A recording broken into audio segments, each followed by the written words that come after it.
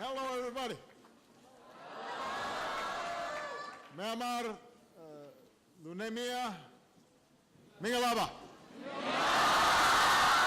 It's wonderful to be back in Myanmar. Everybody, please have a seat. Have a seat. Oh, we got some signs. Reform is fake. Change. Okay, well, you guys will have a chance to ask questions later. Yeah, you can put them away. And that's why we're here, for a town hall. So that's the thing, is when you have a town hall, you don't have to protest because you can just ask the questions directly. 2 years ago, I was the first American president to visit this country, and I was deeply moved by the generous hospitality that greeted us here and the sight of children waving the flag of both of our nations.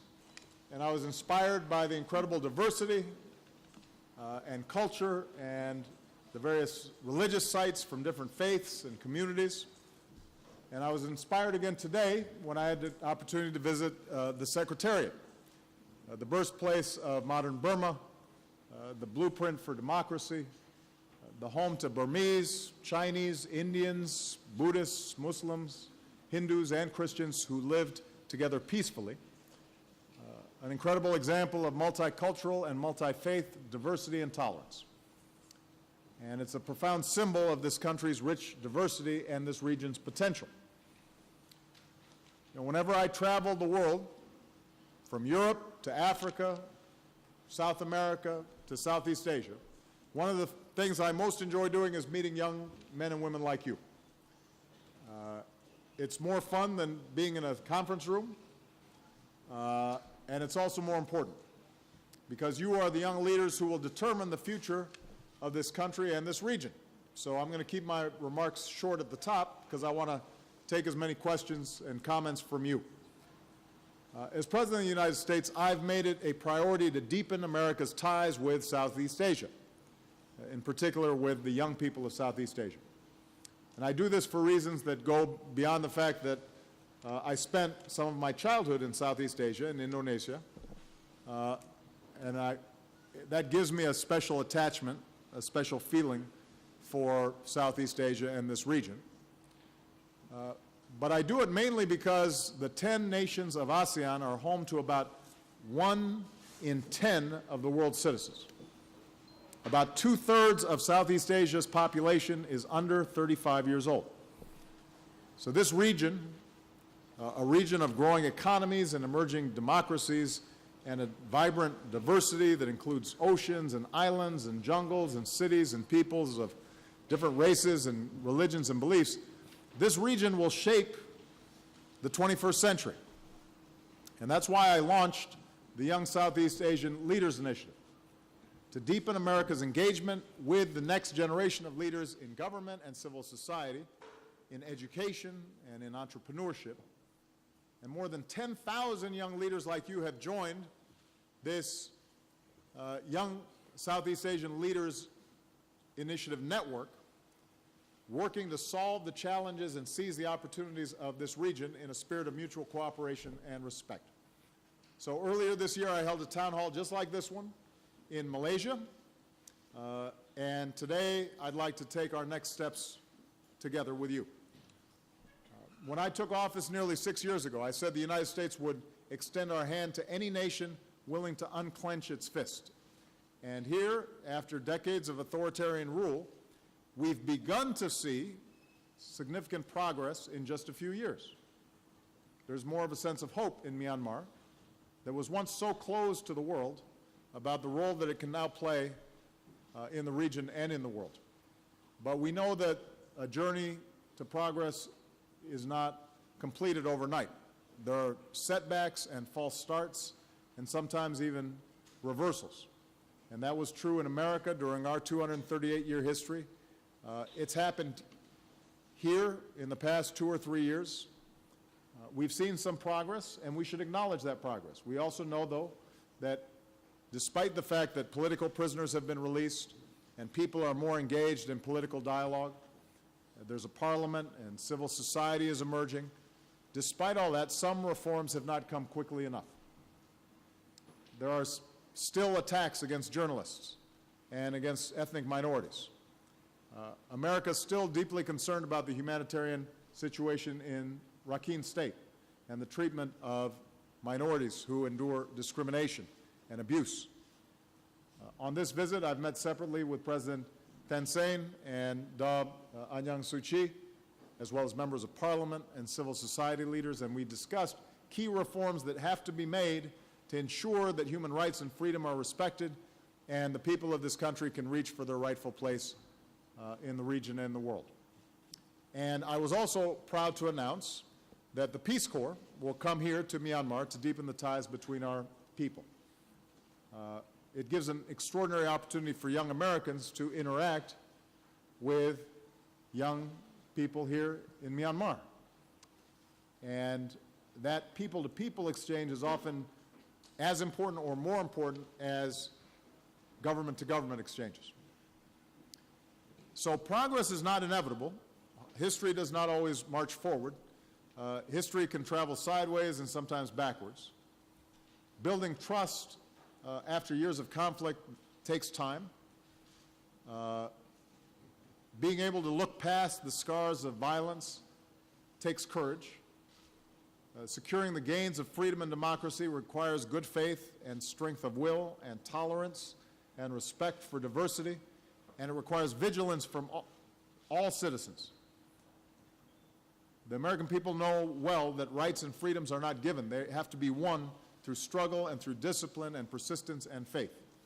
And it's often young people who've led these struggles, who've compelled us to slowly but surely perfect our own union in America over time. Now, I understand there's a Burmese saying, I've got to make sure that I say this right, Nom mite dine. Help me out. Is that right? Tet nine piaya.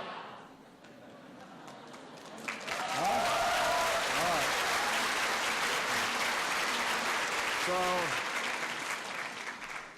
for those Americans who don't speak Burmese as well as I do, that means dive until you reach the sand, climb until you reach the top, keep persevering. And America's committed to helping the young people of this nation and this region climb until you reach the top. We believe in this nation. That's why I've come and visited twice in the last few years, because we see a future where democratic institutions can be accountable and responsive, where political activists are free, where elections are fair, where journalists can pursue the truth, where ethnic minorities can live without fear. So we're betting on this country, but we're also betting on this region, because we see young people of different nations and religions and ethnicities who are eager to come together and address all the challenges that are out there.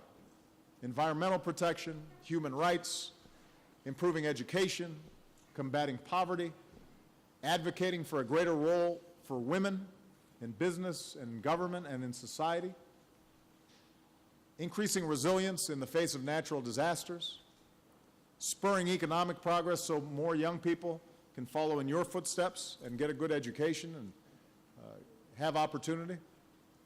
We see young leaders who embrace the diversity of this region, not as a weakness, but as a strength, and who realize that even though we are all individually different and come from different traditions and different communities, we're stronger when we work together.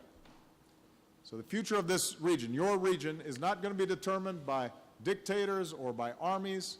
It's going to be determined by entrepreneurs and inventors and dreamers and people who are doing things in the community. And you're going to be the leaders who make that happen. Your generation has greater potential to shape society than any generation that's come before, because you have the power to get knowledge from everywhere. And you have more sophistication and experiences than your parents or your grandparents. And you have now the chance to share knowledge and experiences with other young people all across this region and around the world. And that wasn't true 20 years ago or 50 years ago. La Menu uses his power to tell the story of his fellow Burmese. He studied at Gettysburg College in the United States. The transformation that he watched unfold through Facebook, inspired him to return home and make an award-winning documentary about the plight of Burmese farmers. And he says, my country has been closed so long, there are a lot of stories to be told. So you, young people, had the chance to tell those stories. You have the power to improve institutions that are very important for democratic governance, like civil society and an impartial judiciary and a free press and private enterprise. And there's so much to build here. In countries like this, it's critical that you get involved in that way. I'll give you an example. Ryan Luis Madrid dreamt of being a journalist, but as he stood surrounded by the wreckage of a typhoon in his beloved Philippines, he made himself into an instrument for his fellow citizens' rebuilding. Today, the organization he co-founded puts solar rooftops in developing and recovering communities, and he wants to use his skills to encourage other enterprising young people in developing countries to stay in their countries and help their own people, to think globally and act locally. You have the power to remind us all that human dignity is not just a universal aspiration, but a human right. So, Wei Wei Nu spent 7 years of her youth behind bars as a political prisoner, and she called it her university about life. Today, she uses that hard-earned degree to advocate for tolerance and acceptance, saying, we too sacrificed many things for the same cause, and that is democracy. You have the chance to overcome hatred and make sure that freedom rather than repression, hope rather than fear, is governing your country. You have the power to set your own countries on a new and different path. And in all of this, America wants to be your partner. We want to help any way that we can to help you shape your future. We want you to have the tools and the connections and the resources that you need to change the world. So one way that we can do this, I'm announcing a significant expansion of the Young Southeast Asian Leaders Initiative Fellowship, an exchange program that will bring 500 Southeast Asian leaders to the United States every year. And these fellows will have the chance to strengthen their professional and leadership skills, network with one another, share experiences and ideas, and then come back home better prepared to lead your region and change the world. So some of these fellows will benefit from 5-week instruction at some of the best universities in America on issues like entrepreneurship and environmental stewardship and civil society and human rights. Others will have the chance to work in professional fellowships at state and local governments and NGOs across the United States. And by the way, through this program that I hope some of you will be able to take advantage of, when you spend time in the United States, our people learn from you. It's not just you learning from us. And when these fellows then return home with these new ideas and new experiences, our embassies and USAID missions will reach out and offer the support and resources to help make your dreams a reality. So today I'm proud to announce that America will convene a Young Southeast Asian Leaders Initiative Summit in this region every year, giving fellows the chance to share their successes with each other and strengthen their network to accomplish even more. So, I hope some of you will take advantage of this. I expect many of you will take up the mantle of reform from student activists like Aung San Suu Kyi and Min Ko Nyang. Take your rightful place as leaders in a stable and prosperous and progressive Southeast Asia. And as you do, I promise you will have no better friend and partner than the United States of America. All right, so thank you very much. Jesu Tin Ba De. I now want to take your questions. All right, come on.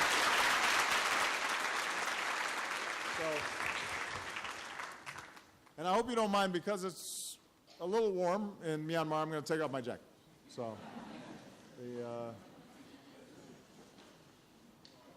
all right.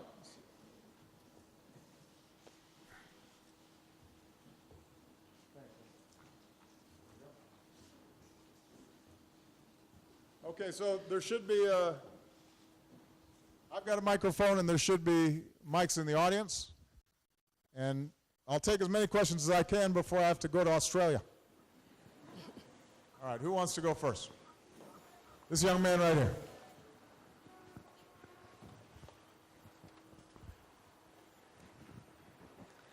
I'm John Yorwin. I'm a third-year student majoring in English at City University, Rakhine State, as you will say, Rakhine State. I'm still working on my pronunciation. Okay. You know, I've experienced some sectarian and racial violence firsthand in my region. So the question I would like to ask you to answer is, how can I be part of educating my generation to promote tolerance and respect cultural differences, and most of all, eradicate extremism among different ethnic groups? That's a great question. Thank you so much. Thank you. You know, I had a chance to meet with some civil society groups, and I had a press conference earlier today. Yesterday, I had a chance to meet with parliamentarians, including the speaker, the two speakers, as well as Aung San Suu Kyi, and then spoke with the president. And to all of them, I said this: there's no example of a country that is successful if its people are divided based on religion or ethnicity. You know, if you look at the Middle East right now and the chaos that's taking place in a place like Syria, so much of that is based on religious differences. Even though they're all Muslim, Shia and Sunni are fighting each other. If you look in Northern Ireland, then Catholics and Protestants fought for decades and only now have arrived at peace. So in this globalized world where people of different faiths and cultures and races are going to meet each other inevitably, because nobody just lives in a village anymore. People are constantly getting information from different places and new ideas and meeting people who are different from them. It is critical for any country to abide by the basic principle that all people are equal, all people are deserving of respect, all people are equal under the law, all people can participate in the life of their country, all people should be able to express their views without fear of being repressed. And those attitudes start with each of us individually. It's important that government play a role in making sure that it applies laws fairly, not arbitrarily, not on the basis of preferring one group over another. But what's also true is that each of us have to cultivate an attitude of tolerance and mutual respect. And for young people, we have to try to encourage each other to be tolerant and respectful. So in the United States, obviously, one of the biggest problems historically has been the issue of racial discrimination. And part of our efforts to overcome racial discrimination involved passing laws like the Civil Rights Law and the Voting Rights Law, and that required marches and protests and Dr. King. But part of the effort was also people changing their hearts and minds and realizing that, you know, just because somebody doesn't look like me doesn't mean that they're not worthy of respect. And when you're growing up and you saw a friend of yours call somebody by a derogatory name, a rude name because they were different, it's your job to say to that person, actually, that's not the right way to think. You know, if you are Christian and you have a friend who says, I hate Muslims, then it's up to you to say to that friend, you know what, I don't believe in that. I think that's the wrong attitude. I think we have to be respectful of the Muslim population. If you're Buddhist and you say, you know, you hear somebody in your group say, I want to treat a Hindu differently. Well, it's your job to speak out. So the most important thing, I think, is for you to, in whatever circle of influence you have, speak out on behalf of tolerance and diversity and respect. If you are quiet, then the people who are intolerant, they will own the stage, and they'll set the terms of the debate. And one of the things that leadership requires is saying things even when it's uncomfortable, even when it's unpopular, especially when it's unpopular. Right? So I hope that you know, as you get more influence, you'll continue to speak out on behalf of these values. All right, who's next? Okay, I'm going to go now. The one thing I'm going to do is I'm going to go boy, girl, to make sure that it's fair. Because one thing I didn't say in my initial speech is societies that are most successful also treat their women and girls with respect. Otherwise they won't be successful. So, all right. The young lady in the yellow right there had her hand up. Okay, but we hold on so we can get a microphone.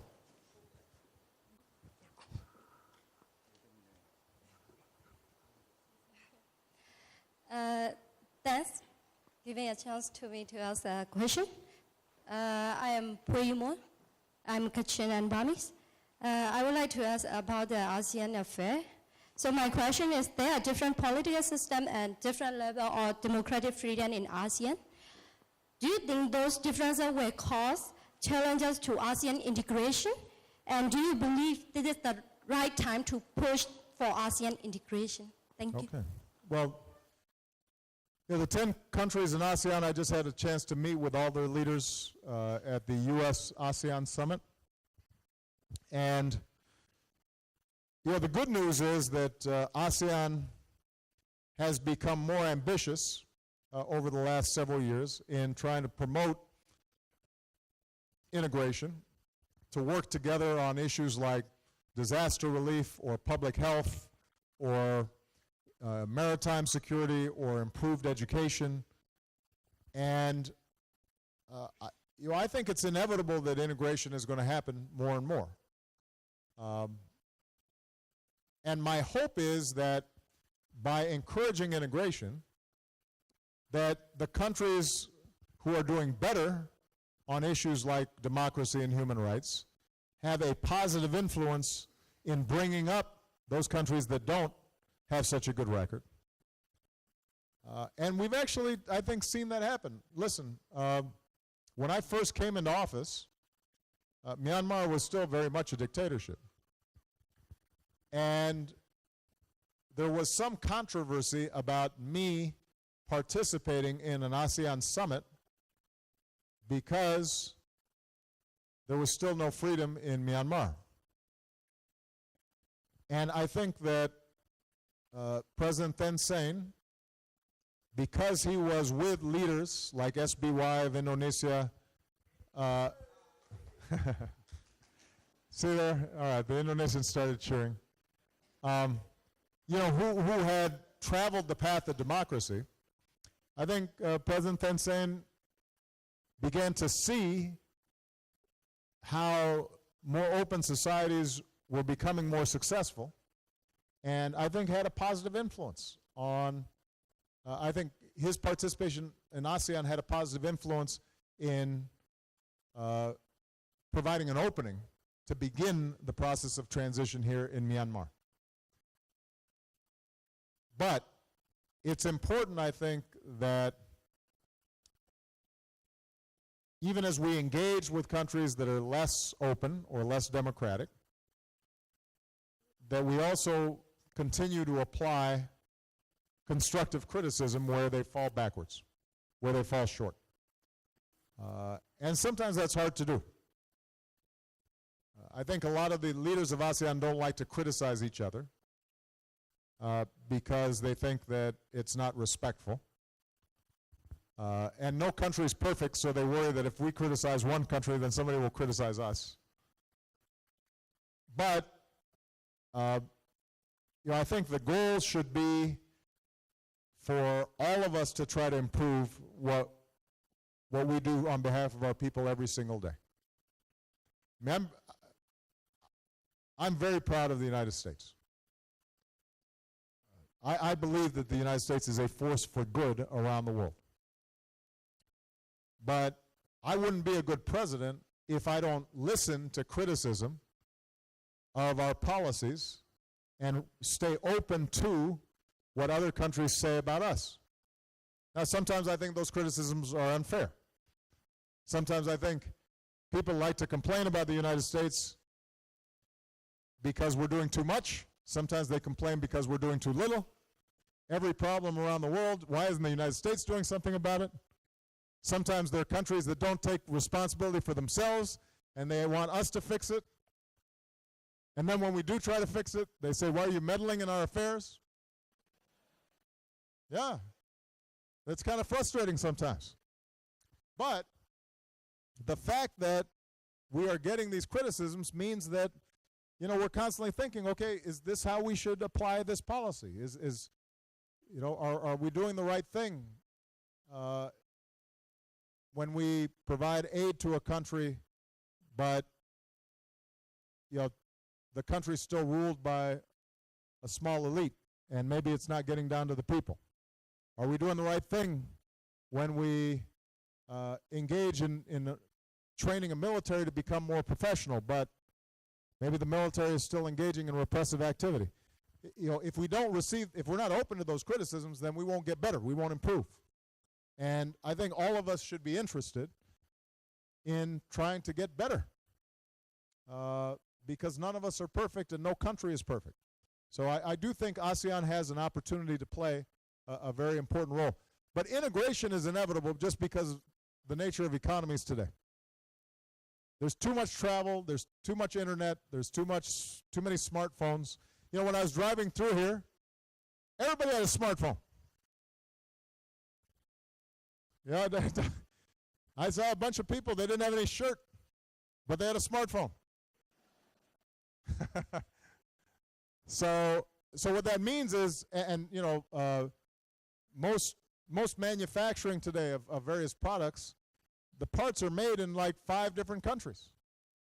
And then they become integrated in some fashion. And then they're sold all around the world. So integration is going to happen no matter what. The question is, do we integrate at a high level that improves freedom and improves opportunity, or are we integrating at a low level where there's less freedom and less opportunity? And I believe in integrating at a high level. And I hope most members of ASEAN do also. All right, it's a guy's turn now. Don't want to discriminate against the men. This gentleman right here. Yeah, with the mustache and the beard. There you go. Yeah, there's a microphone coming right here. You can just stay where you are. Careful. Hold on to her so she doesn't fall.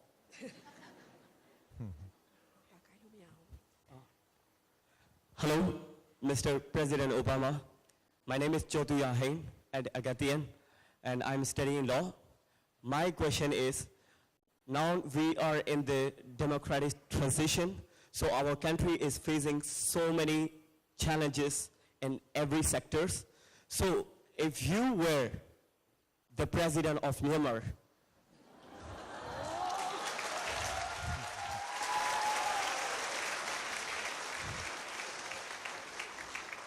which sector you will focus on first and how you will make our country develop? Thank you. Well,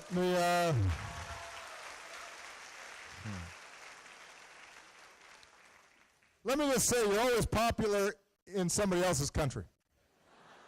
When you're in your own country, everybody's complaining. Well, I think you're right. Myanmar has so many challenges. I think the most important challenge right now is completing the transition to democracy. And so my first focus is, I think, the focus that many people have already talked about. Number one, there needs to be an election next year. It shouldn't be delayed. Number two, there should be constitutional amendments that ensure a transition over time to a fully civilian government. Number three, there needs to be laws put in place to protect freedom of the press, freedom of expression, freedom to politically organize. And I think that if that process is fixed and institutionalized and made permanent, then you now have the tools to deal with all the other challenges. And I think that inevitably what would happen if you had a genuine democracy in Myanmar is the focus next would then be on providing economic opportunity, because Myanmar is still a very poor country. And what we know in the 21st century is that the most important tools for economic opportunity are making sure that young people are getting a good education. And my understanding is that the education system in Myanmar is still underdeveloped. I think all of you represent, you know, the best of Myanmar students. But my understanding is there are many villages you go to where there's really no schools as a practical matter, that many of the schools still teach just how to memorize certain things rather than how to think critically about problems. And every country at this point, if it wants to succeed, needs to put in place free, compulsory education for its young people, because they just can't succeed unless they have some basic skills. They have to be able to read. They have to be able to do mathematics. They have to have some familiarity with computers. They have to be able to understand basic principles of science. If you don't have those basic tools, then it's very hard to find a decent job in today's economy. Now, because Myanmar is still very agricultural, I think issues of land reform and trying to increase productivity in the agricultural sector is also a very immediate and urgent problem. This is true not just in Myanmar, this is true in many relatively poor countries. In Africa, for example, we initiated something called Feed the Future, and the whole goal is to improve the productivity of farmers. And farmers in many poor countries, they still use the same techniques that they used 200 years ago. You're still using a buffalo or an ox and still waiting on the rains. And sometimes the new techniques, they're not necessarily expensive. It's just a matter of applying them scientifically. And if you double yields for a farm and double income for farmers in a country like Myanmar, suddenly you have increased wealth, which means that some people now can start businesses. Maybe now somebody can take some of the profits they made and invest in a tractor, or they can start processing the rice that they produce so that they can gain more value. Or they may be able to buy a smartphone so they know what the prices are in the market and not get taken advantage of. So just small changes are really important. Now, my understanding, and I'm not an expert, is that some of that will also require some reforms in terms of land ownership and leasing so that people can keep the products of their labor as opposed to just being essentially what we call sharecroppers in the United States, where you're working the land but you're giving it over to somebody else and never getting ahead. So those are just two examples of things that I think will happen naturally if you've got a democratic system in place. Okay? All right, it's a young lady's turn. So this young lady in the glasses right here. She was waving very hard. So she must have an excellent question. She's coming.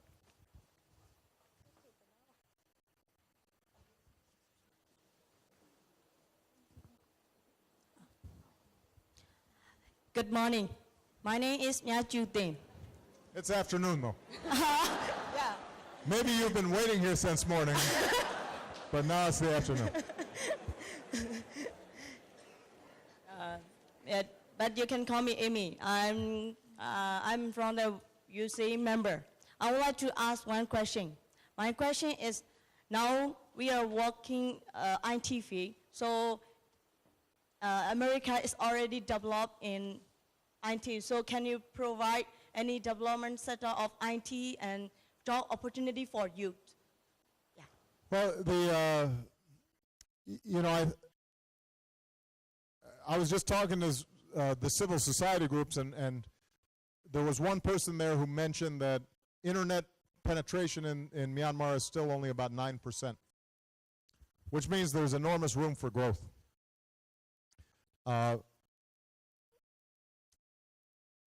The issue for IT in a country like Myanmar is, first of all, setting up the infrastructure, whether it's wireless or other methods, so that people can start communicating.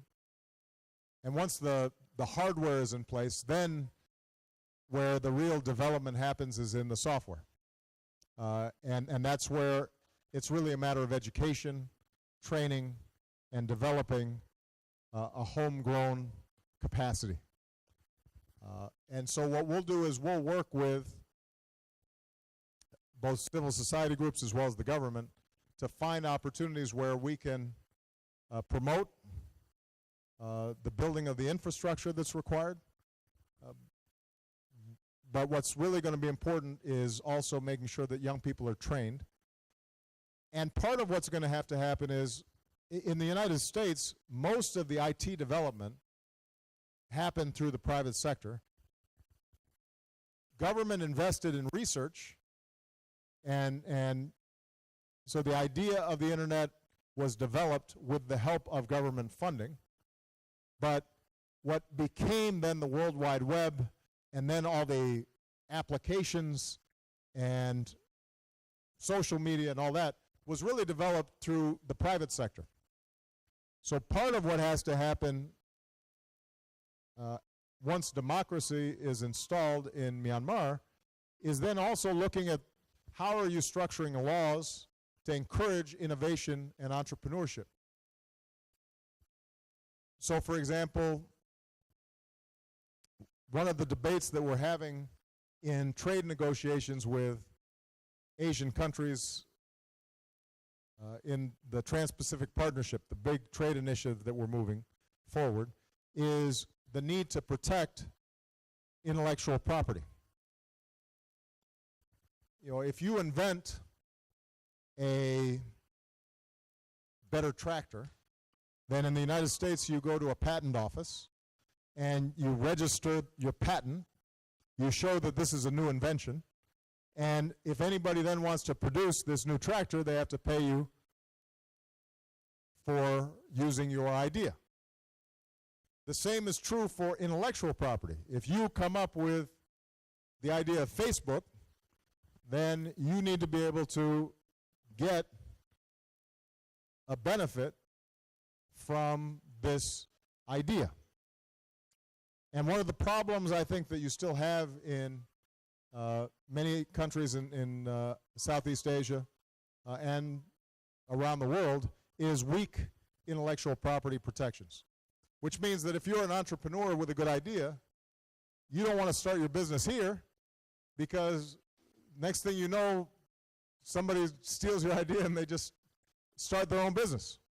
So you'd rather start the idea in the United States where you know that it'll be protected, and then maybe you will lease it to other countries, but the jobs and the opportunities will have been created someplace else. So setting up regulatory structures, protections for intellectual property, all those things are also going to be very important in order to get a strong IT culture and an innovation culture here in Myanmar and throughout the region. Okay, it's a man's turn. Let's see. You know, I'm going to go with this guy right here. Okay. Hold on a second. Now, you're not going to read that whole thing, are you? Because I would like to request you somewhat questions. I think you have to summarize it quickly because we don't want. Yeah, just want to give you that kind of sheet. Yeah, Sheet. I'll take the sheet. Okay. But Another there you thing, go.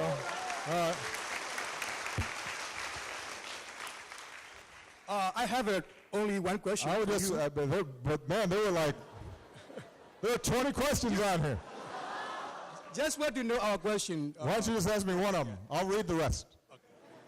My question is, may I know your opinion about like how to create national identity or like New Myanmar identity among different strong identity in our country?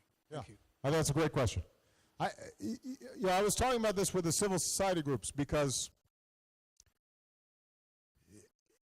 we are very supportive of the efforts to get a ceasefire and a peace process with the ethnic groups that have been engaged in armed conflict for a long time.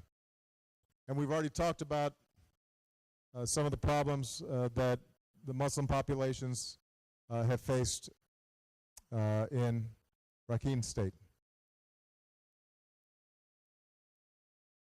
But what I said to the civil society groups is, yes, it is important to protect specific ethnic groups from discrimination. And it is natural in a democracy that ethnic groups organize among themselves to be heard in the halls of power. So in the United States, for example, as its democracy developed, the Irish in big cities, they came together and they built organizations and they were able to promote the interests of Irish Americans. And African Americans, when they were seeking their freedom, you had organizations like the NAACP that promoted the interests of African Americans. So there's nothing wrong with groups organizing around ethnic identity or around economic interests or around regional concerns. That's how a democracy naturally works, right? You get with people who agree with you or are like you to make sure that your concerns are heard. But what I said is that it is important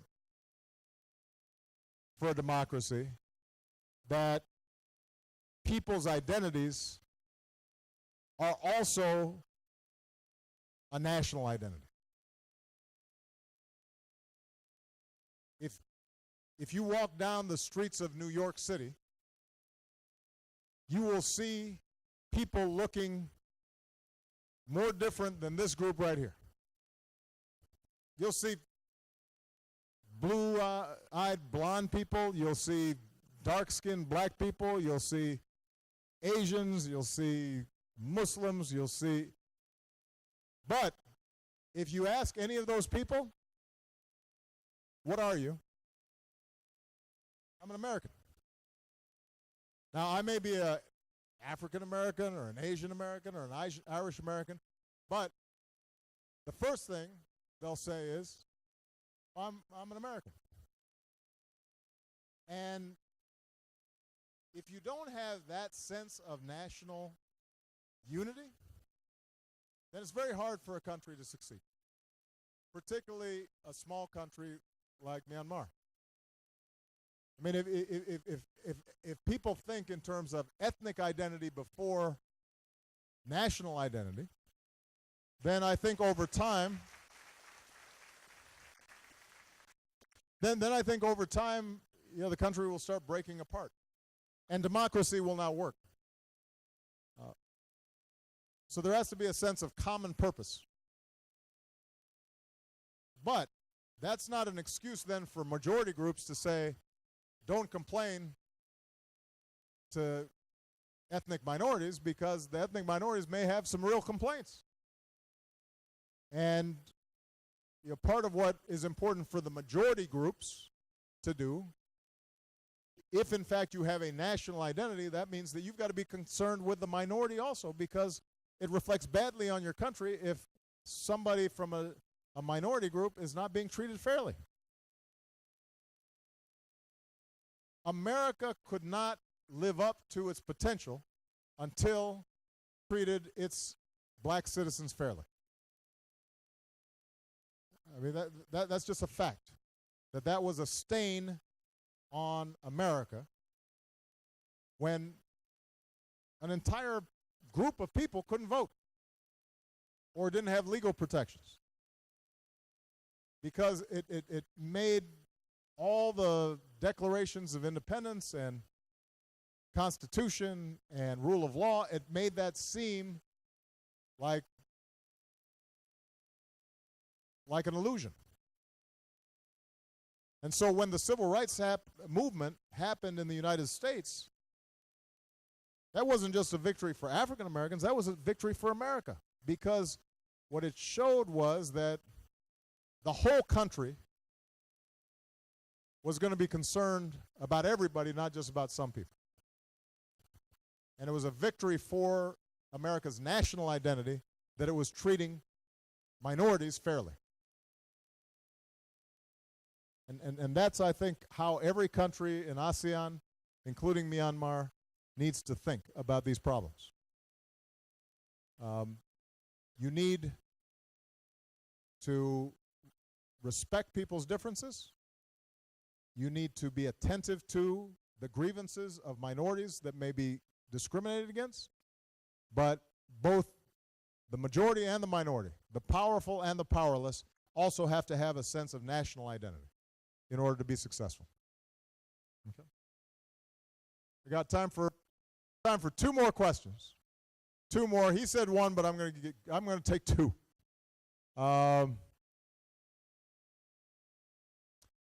See, it's going to be one of you three. What do you think? Who should, out of the three of you, who should I call on? Are you friends? Okay, so why don't you decide? Who's What do you think? Okay, yeah, rock, paper, scissors. Let's see. Who won? Okay, go on. There you go. So,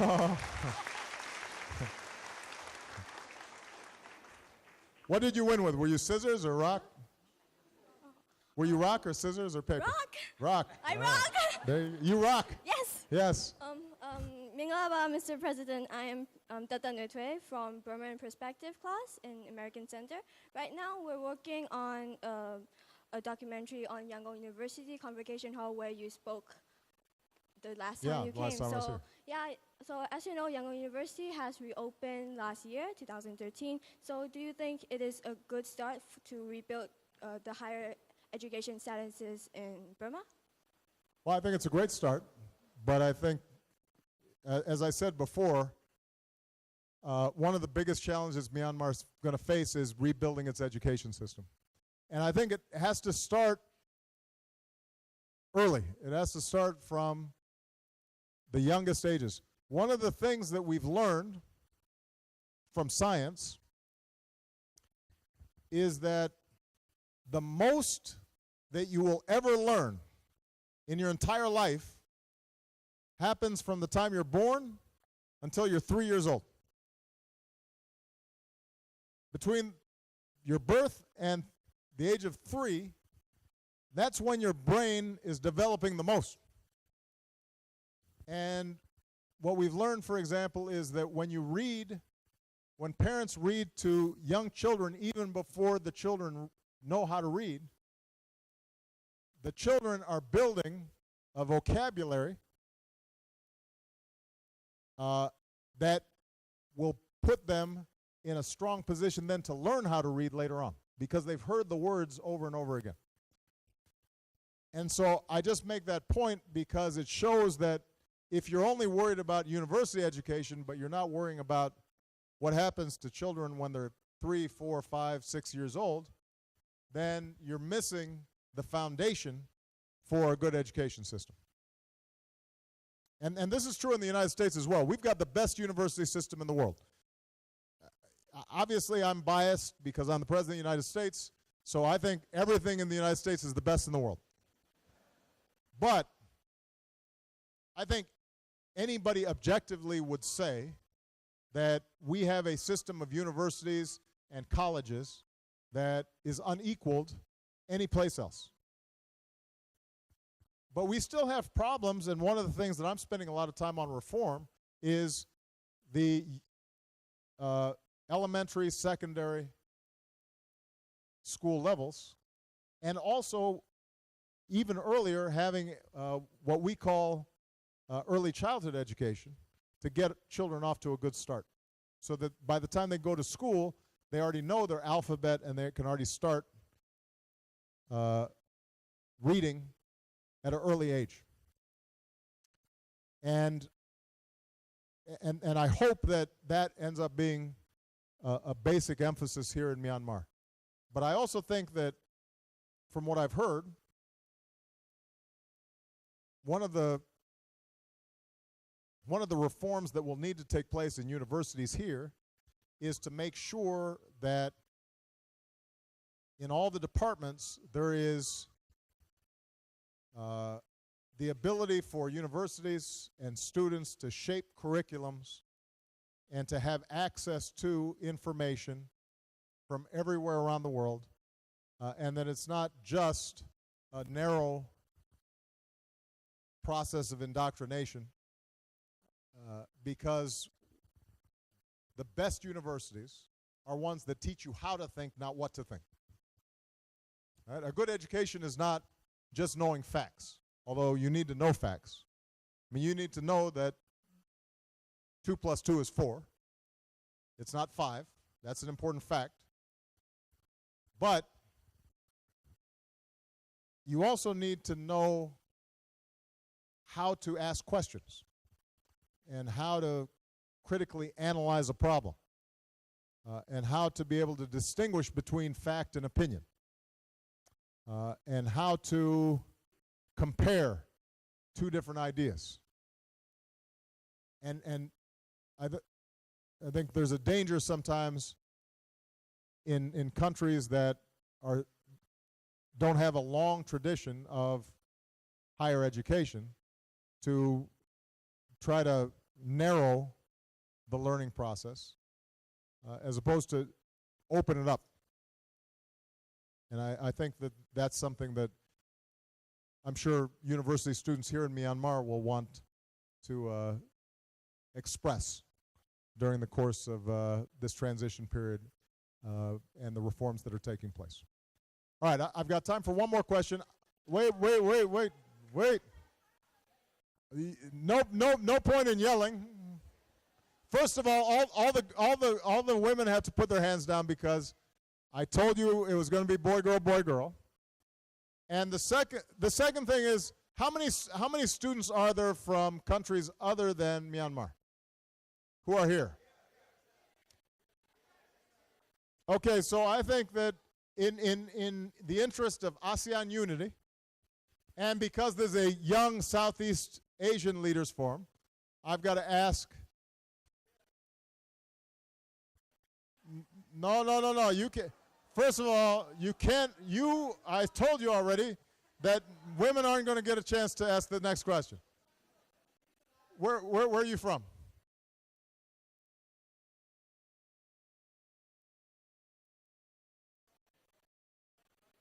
Well, you're still in Burma. All right. Where are you from? Huh? Sit down. Where are you from? All right, I'm going to ask this guy. The guy from the Philippines, right here. Come on.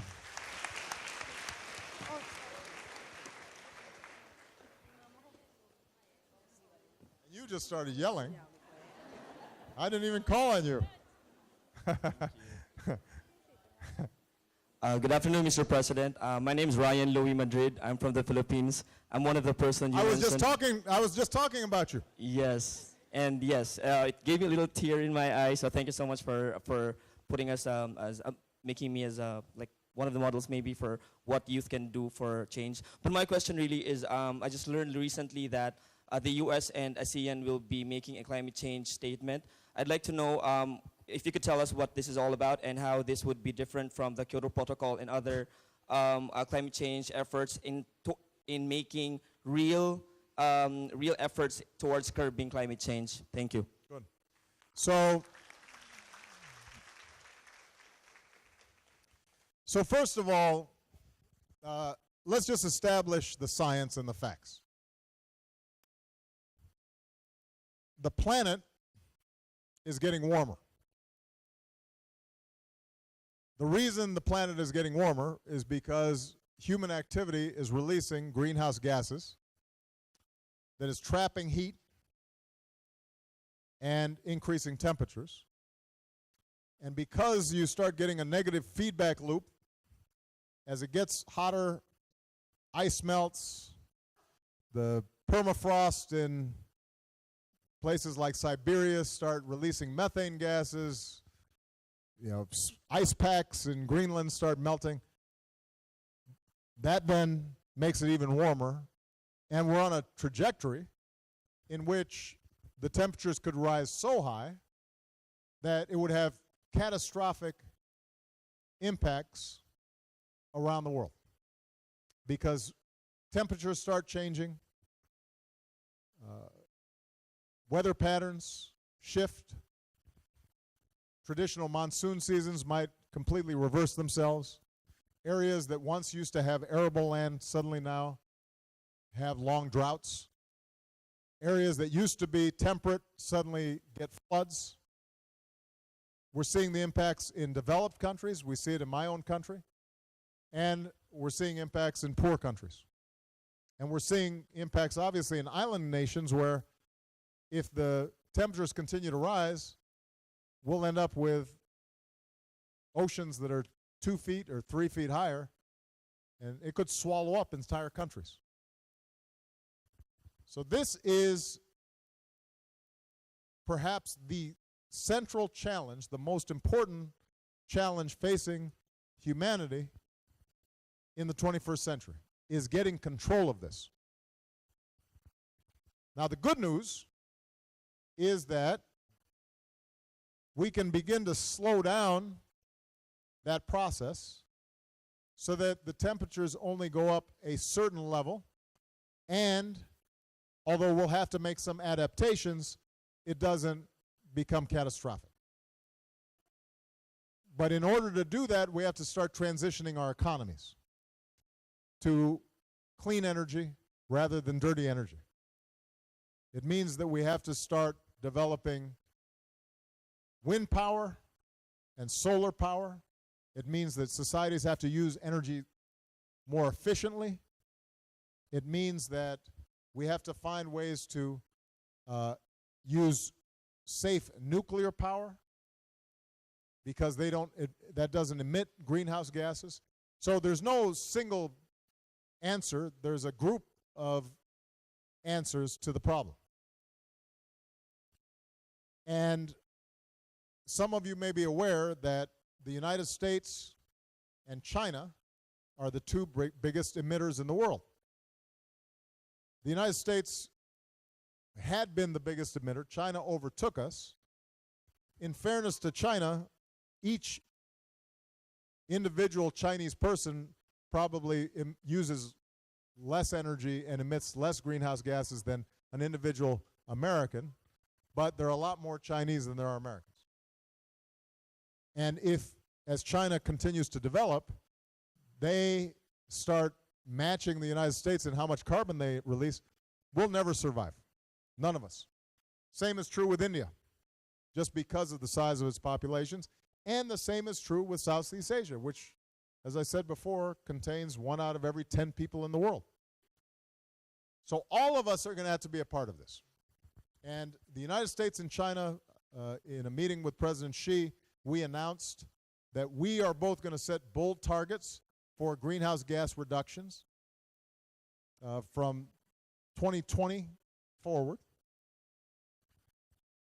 What we're encouraging ASEAN to do, individual ASEAN countries, is also to come up with goals for how they are going to reduce their greenhouse gas emissions. And if all countries around the world put forward ambitious goals at a Paris conference that we're going to be having in 2015, then this can serve as the basis for collective action in reducing greenhouse gases. But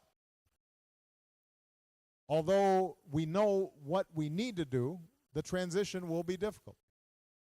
Because, just to give you one example, Indonesia, you might not want to cheer about this, has been cutting down its forests at a very high rate in order to accommodate the palm oil industry. Now, the palm oil industry is very lucrative, and you have some very big landholders and big companies who are making a lot of money from the palm oil industry, and it creates some jobs. But when you just deforest entire sections of Sumatra or Borneo, that can end up having a devastating effect on the climate. There are countries in ASEAN that subsidize energy. Now, oftentimes this is with the best of intentions. The idea would be we want to make gasoline cheaper or electricity cheaper so that poor people can afford it. The problem is that when you subsidize energy, there's no incentive to use less energy. So typically, when you have a lot of fuel subsidies, those economies are very inefficient in how they use energy, and they generate more pollution. You know, the countries that are most efficient in energy use, not only do they not subsidize energy, in fact, they tax energy use. So you look like at a country like Norway, which produces a lot of oil, but gasoline there is still $6 or $7 a gallon, which in liters, who wants to do a liter conversion for me? Anyway, it's very expensive. So part of what we hope each country in ASEAN commits to is to take the steps that will be required to reduce or at least slow the growth of its carbon emissions and then slowly start reducing them. And it doesn't have to be overnight, but the transition has to begin. So if you look at a country like Indonesia, making a commitment to reduce deforestation, reduce and eventually end fuel subsidies, those two things alone could probably help Indonesia meet a very bold carbon reduction goal. In the United States, I've instructed my Environmental Protection Agency to regulate the amount of greenhouse gases that power plants can send into the atmosphere. And we've doubled fuel efficiency standards on cars. So in a few years, by the middle of the next century, by 2025, you won't be able to sell a car in the United States unless it is delivering twice as much mileage for every gallon of gas. And so you can build in transition times to get this done, but we have to start now. And this is probably a good place for me to end by just saying that the issue of climate change is a perfect example of why young people have to lead. Because old people, they've created a mess, and then they'll be gone. And then you're the ones who have to deal with it. And also what happens is old people get set in their ways. So the older you get, the more likely you are to say, that's how it's always been, so that's how I'm going to keep on doing it. Even if there's a better way to do things. Young people, they're asking, well, why do I have to do it that way? Let's try it this way. And that kind of willingness to accept challenges and try things in a new way, to not be stuck in the past, but to look towards the future, that's what all of you represent. So I'm hopeful that you have a chance to participate in our Young Southeast Asian Leaders Initiative Fellows Program. Maybe I'll see some of you in the United States. I'm sure all of you are going to do great things. And I hope all of you dream big and then work hard to achieve those dreams. Okay? Thank you very much, everybody.